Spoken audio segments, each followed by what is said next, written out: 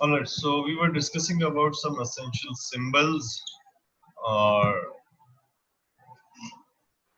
Fuse जैसे कि बात हो रही थी। फ्यूज एक ऐसी डिवाइस है जिसकी मदद से जो है हम अपने सर्किट्स को प्रोटेक्ट कर पाते हैं। और वो प्रोटेक्ट कैसे कर पाते हैं कि हम मिसाल के तौर पे मुझे पता है मैंने जो आगे अप्लायंस लगाई हुई या सर्किट लगाया हुआ है वो 2 एम्पेयर्स ऑफ करंट जो है वो नॉर्मल कंडीशंस में कंज्यूम करता है। तो मैंने जो है वो 3 एम्पेयर 4 एम्पेयर या उससे कुछ ज्यादा एम्पेयर का जो है मैंने आगे एक फ्यूज के जरिए से उस करंट को उस डिवाइस तक पहुंचाना होता है। उसकी वजह से क्या होता है जब शॉर्ट सर्किट होता है, शॉर्ट सर्किट का मतलब यही होता है कि मेरे पास जो है वो एनोड और कैथोड का मिल जाना शॉर्ट सर्किट कहलाता है। या कोई जो है वो सर्किट के अंदर एलिमेंट शॉर्ट होते हैं, जैसे हाई करंट उस सर्किट से पास हो रहा होने की कोशिश करता है। वो हाई करंट जो है वो सर्किट कंपोनेंट्स को डैमेज कर सकते हैं। तो हाई करंट के केस में क्या होता है वो फ्यूज के जरिए से ही चूंकि वो करंट सारा का सारा पास हो रहा होता है। और फ्यूज क्या काम करता है कि वो उस हाई करंट के ऊपर, क्योंकि उसके अंदर जैसे किसी ने कहा था कि थिन वायर जा रही होती है, वो थिन वायर जो है मेल्ट हो जाती है, नतीजतन मेरे पास सर्किट ब्रेक हो जाता है या सर्किट ओपन हो जाता है और वो करंट मजीद उससे पास नहीं हो पाता। करंट पास नहीं हो पाता तो नतीजतन मेरे पास उस डिवाइस से वो हाई करंट नहीं पास होता और फ्यूज ब्रेक हो जाता है, खराब हो जाता है, ओपन हो जाता है, जबकि सर्किट मेरे पास बच जाता है। अगर हम बहुत हाई वैल्यू का फ्यूज लगा देंगे तो वो हाई करंट फ्यूज से भी पास हो जाएगा और जो है वो सर्किट से भी पास हो जाएगा, विच में डैमेज द सर्किट। तो we need to use appropriate value fuse with the component. Next हमने रजिस्टर की पहले से ही बात कर ली थी। We could have a variable register, जैसे कि आप मैट्रिक के एक्सपेरिमेंट्स के अंदर और सेकेंड ईयर फिजिक्स के अंदर रियोस्टेट भी इस्तेमाल करते थे, यानी वो भी वेरिएबल रजिस्टर के तौर पे आप रियोस्टेट को इस्तेमाल करते थे। एक बहुत बड़ी वायर होती थी, आप उसकी लेंथ चेंज करके उसकी रेजिस्टेंस चेंज करते थे। So similarly we have a potentiometer, a device with a name common in market as a potentiometer, जो कि वेरिएबल रजिस्टर के तौर पे जो है वो काम करता है। जो 3 टर्मिनल डिवाइस, एक जो है वो सेंट्रल कॉमन होता है, उसके दो जो है वो इलेक्ट्रोड्स होते हैं और इसको जो आप यूज कर सकते हैं। बाय द वे रजिस्टर के अंदर कोई कैथोड एनोड का प्रॉब्लम नहीं होता। आप चाहे ये टर्मिनल साइड पे लगा दें बैटरी के, ये टर्मिनल लगा दें, it doesn't matter. We have a thermistor. Thermistor कैसा होता है? हीट बेस्ड रेजिस्टर होता है। थर्म हीट को कहते हैं और स्टर जो है वो रेजिस्टर से आया है। तो thermistor is a register whose resistance depending upon the temperature of the environment where it is placed। तो ये टेम्परेचर की बेस के ऊपर अपनी रेजिस्टेंस को चेंज करता है और उस बेस के ऊपर हम फिर कोई और चीजें स्विच करा सकते हैं। एंड वी विल सी कि हम ये बातें कैसे कैसे करेंगे सीरीज पैरेलल सर्किट की मदद से। सो थर्मिस्टर भी एक रेजिस्टर है, वेरिएबल रेजिस्टर एक ऐसा रेजिस्टर जिसकी रेजिस्टेंस को हम हाथ से मैनुअली चेंज करते हैं। थर्मिस्टर की रेजिस्टेंस ऑटोमेटिकली चेंज होती है on the basis of temperature. ये वाली चीजें हमारे पास जो है वो थर्मिस्टर का इस्तेमाल हमारे पास टेम्परेचर कंट्रोलर्स के अंदर भी इस्तेमाल होता है। फॉर एग्जांपल जो है हम इस्त्री के अंदर भी इस्तेमाल कर सकते हैं, और ये चीज इस्तेमाल नहीं होती हम अपने रेफ्रिजरेटर के अंदर इस्तेमाल कर सकते हैं, अपने एसी के अंदर भी इस्तेमाल करते हैं। The another type of resistor is LDR, light dependent resistor। जैसे कि नाम से जाहिर है ऐसा रेजिस्टर है जिसकी रेजिस्टेंस लाइट के ऊपर डिपेंड कर रही होगी, यानी रोशनी है तो इसकी रेजिस्टेंस जो है मे बी कम होगी, और जो है अगर मेरे पास रोशनी नहीं है, रोशनी कम है, तो उसकी रेजिस्टेंस ज्यादा होगी और वाइस वर्सा भी हो सकता है हमारे पास ये। So all these four are resistors: resistor, variable, thermistor, LDR, light dependent resistor. But these three have the value of resistance depending upon some parameters। thermistor की temperature के ऊपर, LDR की light के ऊपर, क्योंकि variable resistor को खुद manually हम इसके resistance को खुद से change कर सकते हैं, जबकि यहाँ कुछ fixed value के resistor होते हैं जिनकी जो है हम values को change नहीं कर पाते हैं। Right। So now let's talk about the electronic circuit। हम सर्किट की तरफ आते हैं और फिर सर्किट पे सीरीज पैरेलल सर्किट इंशाल्लाह आज हम स्टार्ट करेंगे। इलेक्ट्रॉनिक सर्किट क्या होता है हम इसकी बात कर लेते हैं।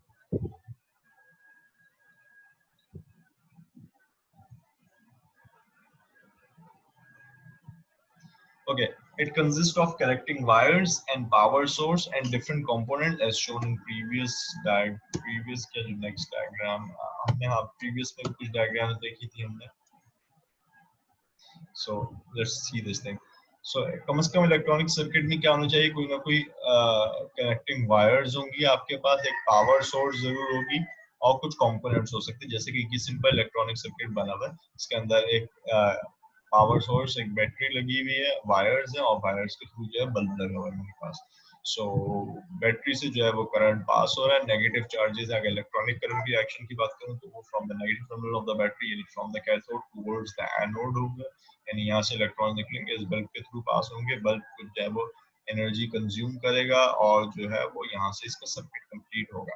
सर्किट कंप्लीट होता है तो ही मेरे पास जो है वो डिवाइस वर्क कर पाता है। जैसे कि यहाँ पे मेरे पास नेगेटिव टर्मिनल से जो इलेक्ट्रॉन निकले और जो है वो बल्ब, और बल्ब से फिर जो है वो यहाँ तक, लेकिन वो आगे नहीं जा पाएंगे, तो सर्किट इनकम्प्लीट है।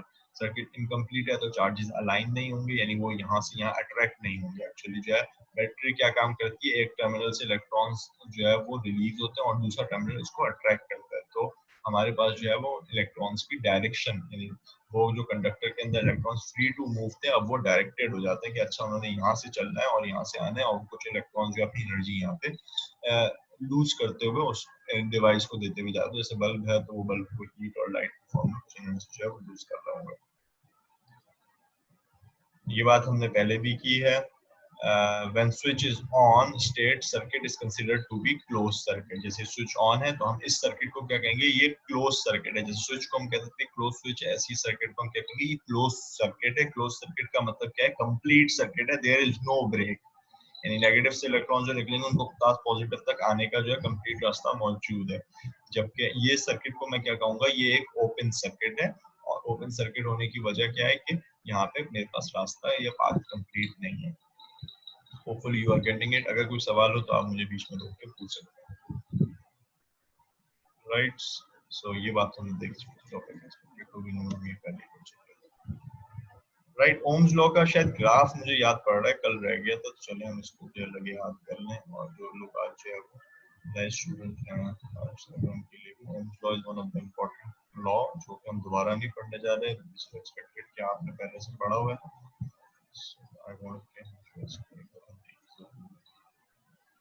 ओम्स लॉ का कल मैंने आपसे स्टेटमेंट भी पूछा था, और हमने देखा था कि ओम्स लॉ क्या कहता है कि किसी भी हमारे पास वायर से या कंडक्टर से जो करंट पास हो रहा होगा वो डायरेक्टली प्रोपोर्शनल होगा वोल्टेज के। जो करंट पास हो रहा होगा वो डायरेक्टली प्रोपोर्शनल होगा वोल्टेज के, keeping the physical condition like temperature etcetera constant. तो करंट किसी भी कंडक्टर से कितना पास होगा, जितना मेरे पास जो है वो वोल्टेज अप्लाई किया जाएगा। मैंने 10 वोल्ट एक कंडक्टर के अक्रॉस अप्लाई किया, कम करंट पास होगा। मैंने 20 वोल्ट अप्लाई किया, ज्यादा करंट पास होगा। This is actually Ohm's law and the statement is V equals to IR, and this is the graph of Ohm's law. जितनी भी डिवाइसेस होती हैं जो ओम्स लॉ को फॉलो करती हैं, ऐसी डिवाइसेस को हम ओमिक डिवाइसेस कहते हैं। वो डिवाइसेस जो ओम्स लॉ को फॉलो करती हैं, यानी जिसमें करंट जो है वो डायरेक्टली प्रोपोर्शनल होता है वोल्टेज के, उनका ग्राफ ऐसे बनता है हमेशा। बाय द वे ये करंट जो है वाई एक्सिस को होना चाहिए, वोल्टेज जो है वो एक्स एक्सिस को होना चाहिए। जो डिपेंडेंट क्वांटिटी होती है वो वाई एक्सिस पे आती है, और जो इंडिपेंडेंट होती है वो हमेशा एक्स एक्सिस पे आती है। ये जरा गलत लिखा हुआ, वोल्टेज एक्स एक्सिस पे होना चाहिए, क्योंकि वोल्टेज के ऊपर करंट डिपेंड कर रहा है। So voltage is independent quantity, while current is dependent quantity. Independent quantity को हमेशा हम वाई एक्सिस के ऊपर रखते हैं ग्राफ के अंदर as the rule of thumb. So जो स्ट्रेट लाइन का ग्राफ जिन डिवाइसेस के ऊपर आता है करंट और वोल्टेज का, ऐसी डिवाइसेस को हम ओमिक डिवाइसेस कहते हैं, because they are following Ohm's law. Ohm's law क्या है कि करंट डायरेक्टली प्रोपोर्शनल होगा वोल्टेज के। मैं वोल्टेज बढ़ाऊंगा, करंट भी बिल्कुल एग्जैक्टली उसी रेशियो से बढ़ जाएगा। मैंने किसी डिवाइस में से यानी वोल्टेज डबल कर दूंगा तो करंट भी डबल हो जाएगा। मैं वोल्टेज हाफ कर दूंगा तो करंट भी हाफ हो जाएगा। मैं वोल्टेज 3 टाइम्स कर दूंगा तो करंट भी 3 टाइम्स हो जाएगा। ऐसी चीजों का ग्राफ जो है वो स्ट्रेट लाइन में ड्रॉ होता है। आपने अपनी जो है वो इंटरमीडिएट फिजिक्स के अंदर भी कुछ ना कुछ इस बारे में देखा होगा। सो एक्चुअली जो है वो ऐसी डिवाइसेस को हम जो है वो ओमिक डिवाइसेस कहते हैं, जो इस ओम्स लॉ यानी जिनका graph straight line 45 degree angles पर है। जबकि वी हैव सम डिवाइसेस, जैसे कि हम सेमीकंडक्टर डिवाइसेस मेटल डिवाइस बात करेंगे, जो कि नॉन ओमिक डिवाइसेस होती हैं, यानी उन वो ओम्स लॉ को फॉलो नहीं करती। उनमें ऐसा नहीं है कि मैं वोल्टेज बढ़ाऊंगा, मैं वोल्टेज डबल करूंगा तो करंट भी डबल हो जाता है। वहाँ ऐसा नहीं होता। वहाँ कैसा होता है उसका बिहेवियर हम उस वक्त देखेंगे जब हम उसको पढ़ रहे होंगे। लेकिन they are non ohmic devices में ऐसा नहीं होता वोल्टेज आधा कर दूं तो करंट भी आधा हो जाएगा, वोल्टेज 3 टाइम्स कर दूं तो करंट भी 3 टाइम्स हो जाएगा। वहाँ हमेशा ऐसा नहीं होता। कैसा होता है, we will see at its time.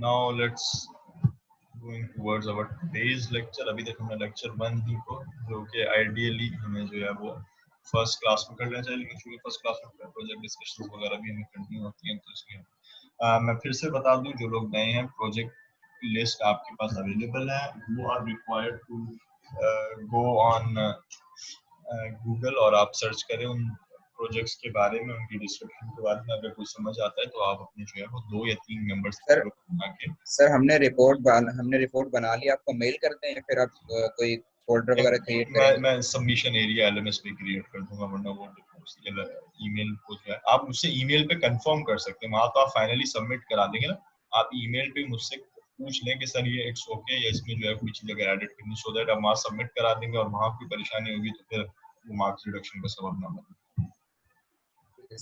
Right? So this lecture is about series and parallel circuits. हम कुछ उसका तारुफ कर लेते हैं. कुछ लोगों के जहन में बातें होंगी, कुछ लोगों के जहन में नहीं होंगी, कुछ लोगों ने पढ़ा होगा, हो सकता है कुछ लोग हमारे पास जो है वो इवन जो है वो मे बी कॉमर्स और मेडिकल साइंस बैकग्राउंड से भी हो हमारे पास, सो उन्होंने बिल्कुल भी नहीं पढ़ा होगा शायद. सो सभी के लिए हम सब एक पेज पे आ जाए, उसके लिए सीरीज सर्किट्स कैसे होते हैं.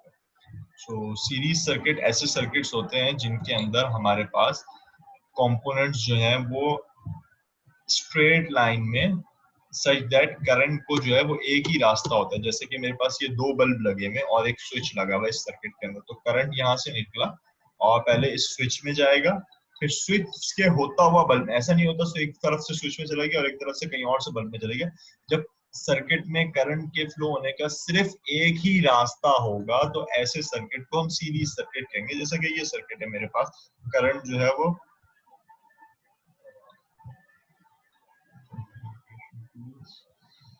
ओके, करंट जो है वो पहले जो है वो स्विच में गया, स्विच से जो है इस बल्ब में गया, इस बल्ब में से जाने के बाद फिर इस बल्ब में आएगा, और फिर जो है मेरे पास जो है, और मैं कोई एक डिवाइस भी यहाँ से या तो स्विच रिमूव कर दूं या बल्ब रिमूव कर दूं या ये बल्ब रिमूव कर दूं, या कोई डिवाइस खराब भी हो जाए, इवन ओपन हो जाए. खराब होने का मतलब क्या है कि वो ओपन हो जाए परमानेंटली, सर्किट तो सर्किट इनकम्प्लीट हो जाएगा और कोई भी डिवाइस काम नहीं करेगी मेरे पास, क्योंकि सर्किट ओपन हो जाएगा मेरे पास. तो सीरीज सर्किट किस किस्म के सर्किट होते हैं, कुछ और हम एग्जांपल्स यहाँ पे देख लेते हैं. यहाँ पे मेरे पास 3 रेजिस्टर सीरीज में लगे हैं. बैटरी से जो करंट निकला, अब मैं कन्वेंशनल करंट की बात कर रहा हूँ, पॉजिटिव टर्मिनल से जो जाता है, which is not a real current, वो पहले जो है इस रेजिस्टर में गया, फिर आगे इस रेजिस्टर में गया, फिर इस रेजिस्टर में गया, और बैटरी का जो है वो नेगेटिव टर्मिनल के ऊपर चला गया. So this is another series circuit. Sir एक क्वेश्चन था, मुझे let me complete it first, because इसमें भी क्वेश्चंस काफी सारे जहन में आएंगे मुझे पता है, तो हम उसी को बारी-बारी डिफरेंट अंदाज से जो है वो देख रहे हैं, देन जो है आप पूछ लीजिएगा. सो सीरीज सर्किट वो सर्किट्स हैं जिनमें करंट के पास होने के लिए एक से ज्यादा रास्ते ना हो, सिर्फ एक ही रास्ते से करंट यहाँ से यहाँ जाएगा, फिर यहाँ जाएगा, फिर यहाँ जाएगा, फिर यहाँ जाएगा. सिंपली ये भी एक सीरीज सर्किट है, तो जरूरी नहीं है सारे एक ही लाइन में लगे हो. The idea is series circuit ऐसा सर्किट होता है जिसमें करंट के लिए जो है मेरे पास सिर्फ एक ही रास्ता अवेलेबल हो.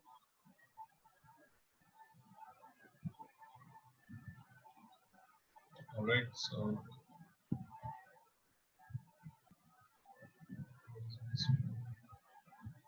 हम ये बात कर रहे थे ऐसा सर्किट जिसके अंदर करंट के पास होने के लिए सिर्फ एक ही रास्ता जो है अवेलेबल हो. ऐसे तमाम सर्किट्स को हम जो है वो सीरीज सर्किट्स कहते हैं. जैसा कि हमारे पास एक ये एग्जांपल, एक 9 वोल्ट की बैटरी लगी हुई, फिर एक ये register R1 3 kilo ohms, kilo हम जानते हैं सफिक्स है, इसका मतलब क्या है 3000 ohms. Similarly 10 kilo ohms, 5 kilo ohms, 10000 ohms और 5000 ओम्स. और ये जो है वो सर्किट के डिफरेंट पॉइंट्स को मार्क किया हुआ 1 2 3 4. सो वी कैन सी कि हमारे पास जो है ये सब चीजें पॉइंट टू पॉइंट लगी हुई है, एक एंड पे, एक डिवाइस के एंड से दूसरे डिवाइस का एंड, और वहां पर तीसरी चीज नहीं लगी हुई. यू कैन सी कि जो हमारे पास पॉइंट कनेक्शन नेम 1 लगा हुआ है, 1 के ऊपर सिर्फ 2 चीजें कनेक्ट है, कोई अगर तीसरी चीज भी हो जाती तो फिर ये सीरीज सर्किट नहीं रहता, हम देखेंगे ये कुछ और चीज बन जाती. तो सीरीज के लिए करंट पास होने का सिर्फ मेरे पास एक ही रास्ता होना चाहिए. जी किसी स्टूडेंट का कोई सवाल था? जी कहिए. सर इससे पिछली वाली स्लाइड में एक चीज पूछनी थी उसके हवाले से. इससे पिछली वाली स्लाइड, इसमें अगर इसमें जो यहाँ पे ये बल्ब लगे हुए हैं, ये अगर ये इसमें अगर जहाँ पे एक बल्ब है उसके बाद अगर ओपन हो जाए तो फिर पहला वाला बल्ब चलेगा या नहीं चलेगा? नहीं चलेगा, नहीं चलेगा। यही हम बात करें सीरीज सर्किट के अंदर, क्योंकि एक डिवाइस भी ओपन हो जाए तो फिर सर्किट मेरे पास ओपन हो जाता है पूरा, क्योंकि एक ही रास्ता था करंट का और वो हमने ब्रेक कर दिया। भले वो उसके बाद हो, लेकिन फिर भी वो ओपन, बिल्कुल। जब भी ओपन होगा तो वो चलेगा नहीं, कहीं तो से भी ओपन होगा। सर्किट ओपन हो जाएगा ना, हमने ये वाली बात यहाँ भी की। पिछला लेक्चर रह गया। सो सर्किट अगर ओपन हो जाता है तो करंट का पाथ नहीं मिलता, करंट का पाथ नहीं होता तो फिर कोई भी डिवाइस काम नहीं करने वाली। सो चूंकि सीरीज सर्किट में करंट का पाथ एक ही होता है तो करंट के पास कोई और पाथ नहीं है। ये अगर हमारे पास हमेशा, हम जानते हैं ना बैटरी के साथ मेरे पास एक नेगेटिव टर्मिनल, एक पॉजिटिव टर्मिनल, नेगेटिव टर्मिनल से जो इलेक्ट्रॉन निकले उनका जो है वो पाथ पॉजिटिव तक कंप्लीट होना चाहिए, सो दैट जो है मेरे पास जो करंट पास होगा। अगर पाथ इनकम्प्लीट, अगर ये मिसाल के तौर पे यहाँ से भी ब्रेक हो जाएगा ना, इन तीनों रेजिस्टर से करंट जीरो ही पास होगा, बिकॉज सर्किट मेरे पास इनकम्प्लीट है। सही। It would be better practice के हम जो है वो एक यहाँ पे ऑप्शन होता है रेज हैंड का, पार्टिसिपेंट लिस्ट में भी जाके आप अपने नाम के साथ देख सकते हैं, रेज हैंड का ऑप्शन होता है, तो उससे मुझे आइडिया हो जाता है, नोटिफिकेशन आ जाती है कि कौन कौन से लोग हाथ रेज कर रहे हैं, तो मैं आपसे नामों से भी वाकिफ हो जाता हूँ और फिर आपको जो है मैं बेहतर टाइम पे जो है वो जी असल जायद आपने हाथ रेज किया हुआ है, चेक कर रहे थे, ये कोई सवाल है? प्रोजेक्ट का क्या पूछना है? क्या पूछा था? आपकी आवाज बहुत स्लो आ रही है सर। सर प्रोजेक्ट का पूछा था कि वो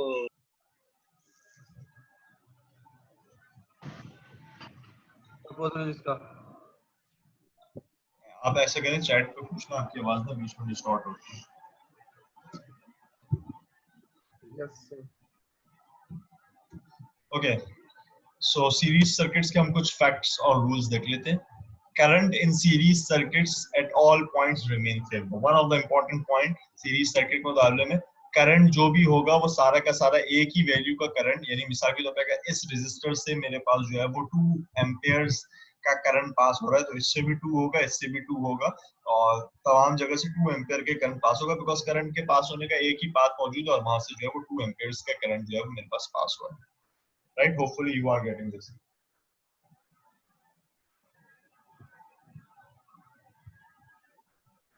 ये बात वाज़ेह है, करंट तमाम कंपोनेंट से सीरीज सर्किट से एक ही वैल्यू का पास होगा, सेम करंट पास होता है सीरीज सर्किट से।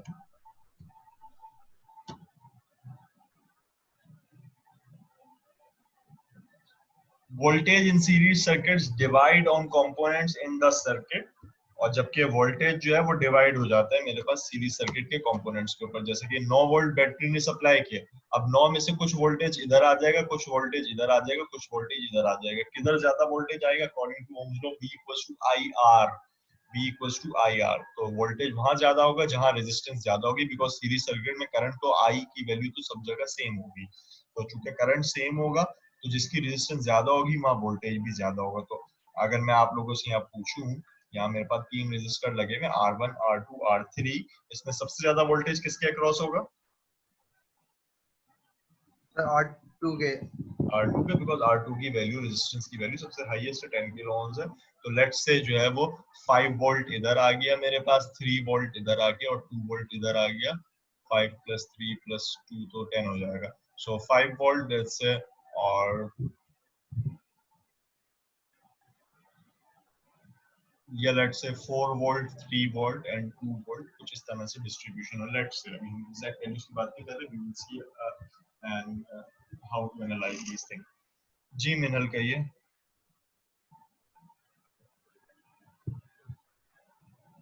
मिनल आपकी कोई क्यूरी है तो पूछ सकते हैं, आपने हाथ रेस किया हुआ।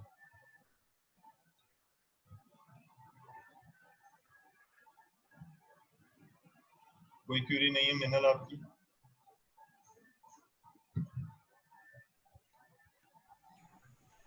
हेलो, आवाज आ रही है आपको? जी कौन? मिनल बात कर रहे हैं? जी मिनहाल बात कर रहा हूँ। जी मिनल कहिए। सर ये R2 में जाओ, सबसे कम करंट पास होगा। नहीं, करंट सब में सेम पास होगा, यही बात हमने की, सीरीज सर्किट के सॉरी, अंदर तमाम वोल्टेज, डिवाइसेस से करंट सबसे कम पास सॉरी होता है। वोल्टेज। अच्छा, वोल्टेज के लिए पास होना लफ्ज जो है वो सही नहीं है, वोल्टेज पास नहीं होता, वोल्टेज डिवेलप होता है। तो इसके अक्रॉस जो है वो वोल्टेज सबसे कम होगा बिकॉज इसकी रेजिस्टेंस सबसे कम है आउट ऑफ दीज थ्री। फिर उससे ज्यादा इस पे वोल्टेज होगा और सबसे ज्यादा इसके ऊपर वोल्टेज डेवलप होगा, राइट। सो नोड 1 और नोड 4 मतलब के, जी जी कहिए। जिसकी सबसे कम रेजिस्टेंस होगी उसमें सबसे कम होगा सबसे वोल्टेज। कम वोल्टेज डेवलप होगा, but this is true only for the series circuit. और सीरीज सर्किट में करंट सब जगह से सेम पास होता है। You may remember the statement और formula of Ohm's law, that is V equals to IR। So current चूंकि अब सारी डिवाइसेस से सेम पास हो रहा है, करंट सारी डिवाइसेस से सेम पास हो रहा है, तो वोल्टेज, ये ओम्स लॉ क्या कह रहा है, वोल्टेज कहाँ ज्यादा होगा, जहां रेजिस्टेंस ज्यादा होगी। Hopefully you are getting this thing, क्योंकि अगर सीरीज ओके सर्किट सर। में करंट सेम है तो वोल्टेज वहां ज्यादा होगा जहां जो है मेरे पास जहां हमारे पास जो है वो रेजिस्टेंस ज्यादा होगी। जैसे वाई मैंने कहा कि सबसे ज्यादा वोल्टेज जो है वो यहाँ R2 पे डेवलप होगा, फिर R1 पे सबसे कम वोल्टेज डेवलप होगा वगैरह। लेट्स से ऐसा हो सकता है 4 वोल्ट इधर, 3 वोल्ट इधर 7 होगा और 2 वोल्ट इधर जो है 9 वोल्ट। तो ये 9 वोल्ट जो है वो तमाम डिवाइसेस के अक्रॉस डिस्ट्रीब्यूट हो जाएंगे सीरीज सर्किट के अंदर। Okay, next point, resistor in series circuit connections add up directly to give the total resistance। तो total resistance अगर मुझे सर्किट की मालूम करनी है तो बहुत आसान है मेरे पास। क्या होगा कि इस सर्किट की टोटल रेजिस्टेंस क्या होगी, जस्ट ऐड अप कर लूं, क्योंकि एक सीरीज सर्किट है, सीरीज सर्किट में टोटल रेजिस्टेंस जो होती है वो जस्ट मेरे पास ऐड अप हो जाती है। तो टोटल रेजिस्टेंस इस सर्किट की क्या होगी, मेरे पास 3 + 10 + 5 that is equal to 18 kilo ohms इस सर्किट की टोटल रेजिस्टेंस है मेरे पास। Okay, hopefully you are getting this thing. कोई सवाल हो तो पूछ लें। सो ये हमारे पास सर्किट था, हम ले जाइए वाली बात करें। सर मुझे एक बार नोड की डेफिनेशन दोबारा बता दें। नोड की डेफिनेशन, नोड, जी नोड कोई भी ऐसा पॉइंट होता है जहाँ पे सर्किट के दो या दो से ज्यादा कंपोनेंट्स जो है वो कनेक्ट हो रहे होते हैं। सीरीज सर्किट में सिर्फ दो ही कंपोनेंट्स, जैसे ये नोड 1 है, यहाँ क्या हो रहा है, बैटरी और ये रेजिस्टर कनेक्ट हो रहे हैं, यहाँ पे ये रेजिस्टर और ये रेजिस्टर कनेक्ट हो रहे हैं, यहाँ पे ये रेजिस्टर और ये रेजिस्टर कनेक्ट हो रहे हैं, यहाँ पे ये रेजिस्टर और ये बैटरी कनेक्ट हो रही है। तो दो या दो से ज्यादा कंपोनेंट्स जहाँ भी कनेक्ट हो रहे होते हैं उसे हम जो है वो नोड कहते हैं, as you can see in your slides, right. Okay sir. Alright, हमने सीरीज सर्किट के कुछ फैक्ट्स देख लिए। करंट सीरीज सर्किट में हमेशा सेम होता है, इसका मतलब सीरीज सर्किट, पहली बात तो हमने ये बात देखी कैसे सर्किट्स होते हैं जिसके अंदर जो है वो करंट के पास एक ही रास्ता होता है, एक से ज्यादा रास्ते नहीं होते, एक ही पाथ होता है। दूसरा, क्योंकि एक ही रास्ता होता है तो सारी डिवाइसेस से करंट सेम पास होता है, जबकि वोल्टेज जो सप्लाई का होता है वो सारी डिवाइसेस में डिस्ट्रीब्यूट हो जाता है हमारे पास। और रेजिस्टेंस सीरीज सर्किट की टोटल रेजिस्टेंस कितनी होती है, सम ऑफ द इंडिविजुअल रेजिस्टेंसेस। तो टोटल रेजिस्टेंस कितनी होगी, R1 + R2 + R3। So we have seen इस सर्किट की टोटल रेजिस्टेंस जो है वो 10 + 5 + 3 that is equals to 18 kilo ohms हो जाएगी, which is only true for the series circuit। हम ये सम अप करेंगे सिर्फ सीरीज सर्किट्स के लिए करेंगे। we will see the parallel circuits and series parallel circuits जहाँ हमेशा ये बात ट्रू नहीं हो करेगी। Next, let us discuss the Kirchhoff voltage law।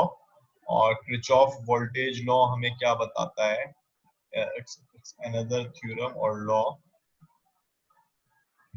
So Kirchhoff voltage law in short, which is known as KVL, Kirchhoff voltage law, the sum of the voltage drop on all resistor in series circuit is equal to the applied voltage। जैसे हमने बात की थी, ये 9 volt है तो ये 9 volt जो है सब में डिस्ट्रीब्यूट हो जाएंगे। तो यही बात जो है वो प्रूव करता है हमारे पास Kirchhoff voltage law। Kirchhoff voltage law क्या कहते हैं कि सम ऑफ टोटल वोल्टेजेस जो है वो मेरे पास, सम ऑफ जो है वो voltages on all the resistor should be equal to this battery voltage, this supply voltage, right।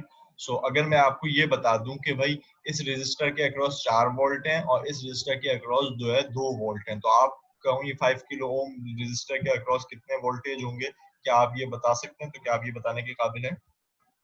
मैंने कहा इसके अक्रॉस जो है वो 4 वोल्ट्स हैं और इसके अक्रॉस जो है वो 2 वोल्ट्स हैं। तो अब इससे अक्रॉस मैंने आपसे पूछा कितने वोल्टेज हैं, तो क्या आप ये बता सकते हैं? सर 3 वोल्ट्स होंगे। 3 वोल्ट्स होंगे। और क्या वजह है क्यों 3 वोल्ट्स होंगे? 2 + 4 + 3 इक्वल टू 9 होना चाहिए। हमने ये बात की कि इन सब का जो वोल्टेज का सम है वो 9 के बराबर होना चाहिए। तो अगर मेरे पास मिसाल के तौर पे जो है वो सप्लाई का वोल्टेज अवेलेबल है और 2 रजिस्टर के वोल्टेज अवेलेबल है, तीसरी किसी डिवाइस का वोल्टेज अननोन है, तो मैं बता सकता हूँ। सिमिलरली मैंने आपसे कह दिया ये 12 वोल्ट है और बैटरी का वोल्टेज मैंने नहीं बताया आपको, और मैंने कहा ये सर्किट बना हुआ है, तो आप बैटरी कितने वोल्ट की यहाँ पे लगी हुई होगी आप बता सकते हैं जी? यस एनीवन तो बताना चाहिए बैटरी यहाँ पे कितने वोल्ट की लगी होगी? 19 वोल्ट की। 19 वोल्ट के असद तारिक कह रहे हैं हमारे पास, और वजह यही है 12 + 4 = 16, 16 + 3 = 19, तो इसका मतलब बैटरी मेरे पास यहाँ पे जो है वो 19 वोल्ट्स की लगी है, right? So this is sir but actually ये सर ये तो तब होगा ना जब पूरा सर्किट हमारा सीरीज के अंदर होगा, ये हमारे पास क्योंकि सामने जो सीरीज के अंदर सर्किट बना, ये जो वोल्टेज। हमारे सामने सर्किट बना है ये सीरीज सर्किट ही है ना, और यस सारी सर, बातें लेकिन सर सीरीज पैरेलल सर्किट के है। अभी हमने पैरेलल की सर बात नहीं पैरेलल स्टार्ट में की, अभी हमने स्टार्ट नहीं की ना, पैरेलल की बात हम स्टार्ट करेंगे तो उसकी जो है चीजें हम देखते हैं। इससे फिलहाल हम सारी बातें सीरीज सर्किट के लिए सिर्फ और सिर्फ कर रहे हैं, राइट? ठीक है सर। सो सीरीज सर्किट के लिए हमारे पास KVL अप्लाई होगा, which is Kirchhoff voltage law, and Kirchhoff voltage law is saying the sum of voltage drop on all resistor in series circuit only is equal to the voltage applied. So series circuit के अंदर हमारे पास जो है वो sum of voltages on all resistor would be equal to the supply voltage. Alright, hopefully you all get this thing. Next we have voltage divider can be used to finding the voltage drop on different resistor connected in series. So we have this voltage drop formula, और again वो इसी से ही मेरे पास बना है। तो हम जानते हैं ओम्स लॉ V = IR, तो अगर इन सब की जगह मैं जो है वो IR लिखूं और मुझे पता है I कॉमन है और जो है वो I कॉमन है, तो R1 + R2 + R3 हो सकता है, क्योंकि ये क्या होगा IR1 IR2 IR3 because V = IR as by Ohm's law। इसको तो हम rule of thumb bar bar use कर रहे हैं V = IR, और होपफुली आपको याद भी होता है, मैट्रिक्स से लेकर बार बार इतना स्टेटमेंट को तो बोला ही हमने, याद ही हो जाता है। So voltage is equal to this product of current and resistance. Since in series circuit current is same, so this thing will go to R1 + R2 plus R3 और राइट, और हमारे पास जो है अब अगर मुझे किसी एक पर्टिकुलर रेजिस्टर के अक्रॉस जो है वो वोल्टेज निकालना है, मिसाल के तौर पे अब आपसे कहा जी R1 के अक्रॉस कितना वोल्टेज होगा, आपको बखिया का नहीं बताया अभी कितना वोल्टेज होगा, लेकिन R1 के अक्रॉस कितना वोल्टेज होगा। So we are able to find this as well, without knowing the voltage of R2 and R3 हम even जो है using this voltage divider formula हम बता सकते हैं, और ये अगेन इसी के जो वोल्टेज लॉ से ही ड्राइव होगा। मैं I total हम थोड़ा सा 2 क्लासेस और ले लें तो I total भी हम निकालना सीख जाएंगे, हमारी भी फिलहाल जो है वो वोल्टेज डिवाइडर फॉर्मूला क्या होता है उसका एप्लीकेशन या उसको यूज सीखना है। सो मिसाल के तौर पे मैं इसका वोल्टेज जो है फाइंड करना चाहता हूँ, तो according to voltage divider formula मुझे क्या करना है, इसकी रेजिस्टेंस को टॉप पे रखना है। इसकी रेजिस्टेंस मेरे पास कितनी है 3 किलो ओम्स, क्योंकि सारी रेजिस्टेंस किलो ओम्स में, तो I can just remove kilo, because वो किलो और किलो आपस में डिनोमिनेटर न्यूमरेटर से कैंसिल हो जाएंगे। लेकिन अगर सारी डिफरेंट यूनिट्स में होती तो एज पर our practice of the mathematical intermediate हमें तमाम चीजों को एक ही यूनिट्स में लाना चाहिए। सो 3 किलो ओम्स में R1 की रेजिस्टेंस है और बाकी रेजिस्टेंस क्या है 3 + 10, टोटल रेजिस्टेंस एक्चुअली जो है मुझे नीचे रखने की जरूरत है +5।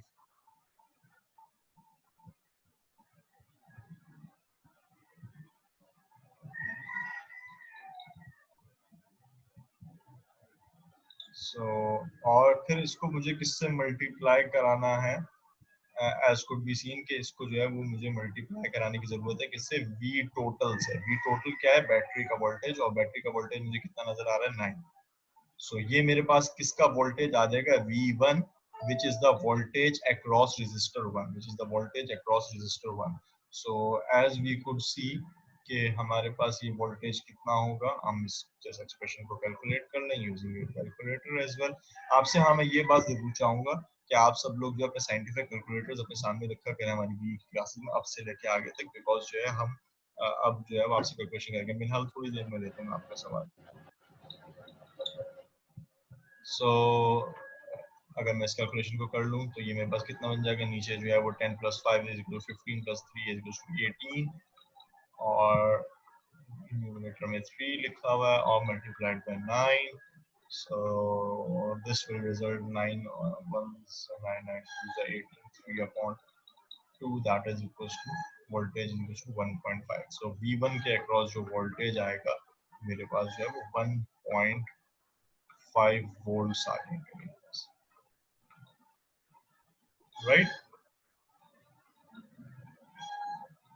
सो हमने without knowing the voltage of V2 यानी R2 के अक्रॉस कितना वोल्टेज है, R3 के अक्रॉस कितना वोल्टेज है, इन सबको जाने बगैर इवन हम इस काबिल हैं कि जो है using this voltage divider formula, using this voltage divider, और ये बड़ा आसान है। ये वोल्टेज डिवाइडर फॉर्मूला क्या है, जिसके अक्रॉस वोल्टेज निकालना है उसको न्यूमरेटर में रखो, नीचे टोटल डिस्टेंस रखो और उसको मल्टीप्लाई करा दो टोटल वोल्टेज यानी बैटरी के वोल्टेज से। Hopefully you are getting this. Minhal आपका सवाल मैं एक एग्जांपल के और बाद दूंगा तो होपफुली वो पहले ही क्लियर हो सर चुका पहले होगा। रेजिस्टेंस को कन्वर्ट नहीं करेंगे, जैसे यहाँ पे 3 किलो है नहीं, जरूरत और इस 10 वजह से है। नहीं क्योंकि तमाम की तमाम रेजिस्टेंसेस किलो ओम्स में, so we don't need to convert it. अगर दो डिफरेंट में होती और एक डिफरेंट में होती तो हम उसको कन्वर्ट कर लेते हैं। यानी you can see this thing कि किलो ऊपर आएगा और सब में कॉमन ले लूं, अगर तो मैं किलो नीचे भी आ जाएगा, किलो का 10 की पावर 3 तो ये 10 की पावर 3 10 की पावर 3 आपस में इसको कैंसिल आउट कर देंगे, so that's why we don't need to convert these things. Okay sir. Okay, next मैं एग्जांपल ले लूं। अगर मैं आपसे कहूं जी R3 के अक्रॉस कितना वोल्टेज होगा, इसका नाम हम क्या रखेंगे, V3, और ये कैलकुलेट करने के लिए मुझे ऊपर क्या रखना पड़ेगा, R3 divided by total resistance which is just R1 + R2 + R3, मैं जैसे सर्कल बना रहा हूं बजाय बाहर लिखने के, और divided by V total multiplied by V total, ये मेरे पास वोल्टेज अक्रॉस R3 आ जाएगा। So as we can see कि R3 की वैल्यू मेरे पास कितनी है, R3 की वैल्यू मैं देख सकता हूँ 5 किलो ओम्स है। तो अगेन सारी वैल्यूज चुके किलो ओम्स में, so I don't need to write them in जो है वो मैं जो कन्वर्ट करूँ। और टोटल रेजिस्टेंस हमने पहले भी निकाली थी, 10 + 5 15 + 1 18 किलो ओम्स आई थी, और जबकि मेरे पास टोटल वोल्टेज कितना था, अगर मैं वॉट से देखूँ तो टोटल वोल्टेज की वैल्यू मेरे पास जो है वो 9 थी।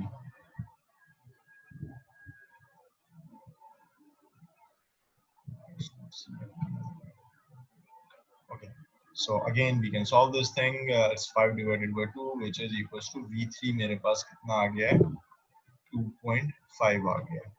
So V3 is 2.5 volts, और remember हम यूनिट्स लिखना नहीं भूलेंगे, वोल्ट्स लिख लूँ या सिंपल छोटा स्मॉल v लिख लूँ, ये दोनों चीजें काफी हो जाती हैं। तो ये V3 की वैल्यू आ गई, और हमने V1 की वैल्यू निकाली थी थोड़ी देर पहले, it was equal to 1.5 volts।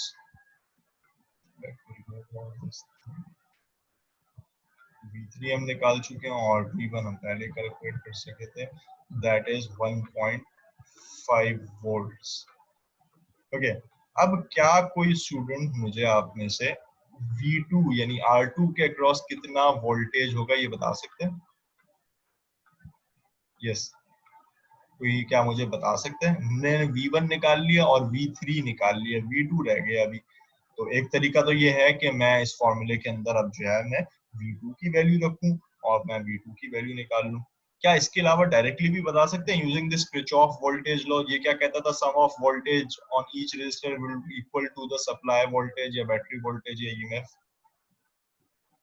तो कितना होना चाहिए ये R2 के across voltage? Yes, anyone? V1 और V3 को प्लस करेंगे और V1 निकल आएगा, और इसको जो टोटल वोल्टेज उसको प्लस करेंगे तो V1 निकल आएगा। मुझे वैल्यू बताएं आप, कैसे प्लस करूंगा मैं? सबको प्लस कर देंगे? एक तो 2.5 वोल्ट सर आई थी, इसको प्लस करेंगे। 4 आएगा। एक एक करके अगर, अच्छा 4 कह रहे हैं, चलो ठीक है। और 4 जी, आप क्या कह रहे थे जी? V1 + V2 को मैंने सम किया, 2.5 + 1.5 is equals to 4 volts. Okay, फिर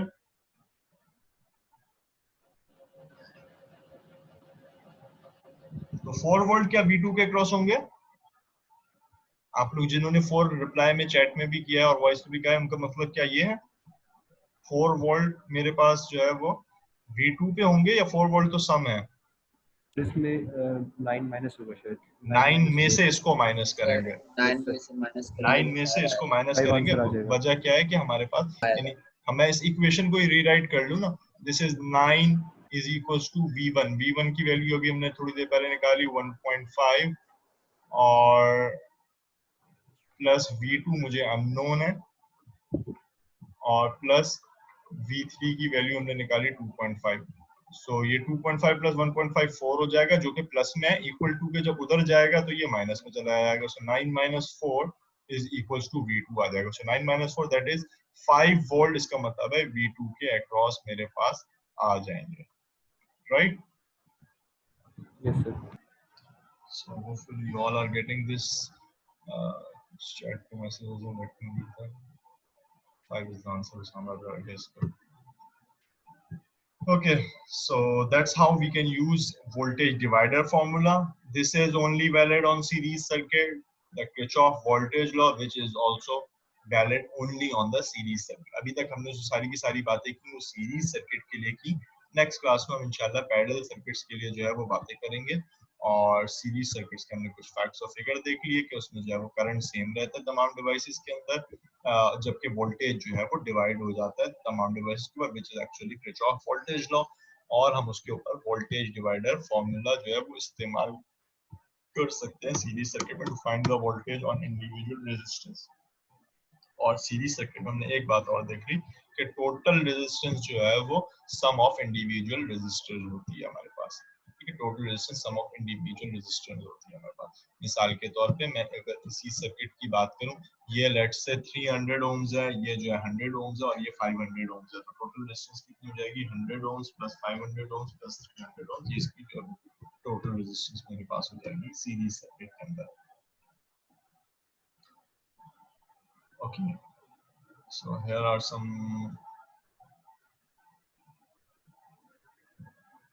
examples जो कि हम अप्लाई कर सकते हैं, and we should apply it by solving today.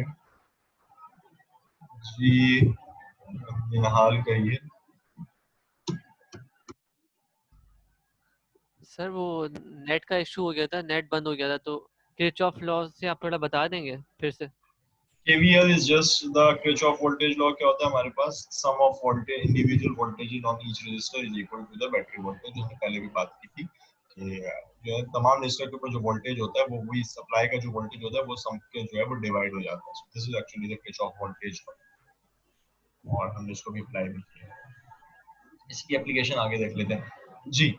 यहाँ पे ये सर्किट एक सीरीज सर्किट है और साथ में ये सिर्फ वोल्ट मीटर लगाए हुए जस्ट टू शो कि यहाँ पे हमें जो है वो इस रजिस्टर के अक्रॉस जो वोल्टेज है वो इस वोल्ट मीटर पे आ जाएगा, इस रजिस्टर के अक्रॉस जो वोल्टेज है वो इस वोल्ट मीटर पे आ जाएगा, इस रजिस्टर के अक्रॉस जो वोल्टेज है वो इस वोल्ट मीटर पर आ जाएगा। बाकी यहाँ पे जो है वो सारी की सारी चीजें, 3 रजिस्टर लगे हुए सर्किट में और एक बैटरी लगी हुई, और ये तीनों रजिस्टर हम देख सकते हैं सीरीज में लगे हुए हैं। ये तीनों रजिस्टर जो है हम देख सकते हैं और से कि सीरीज। जी कहिए। टाइम बता, 1 मिनट से कम है, मीटिंग एंड हो रही है। Okay, and we have to end this meeting. तो टाइम भी हो चुका है हमारा, ठीक है, हम इसको ना फिर यहीं पे एंड कर लेते हैं बजाय इसके कि हम इसको प्रोलॉन्ग करें।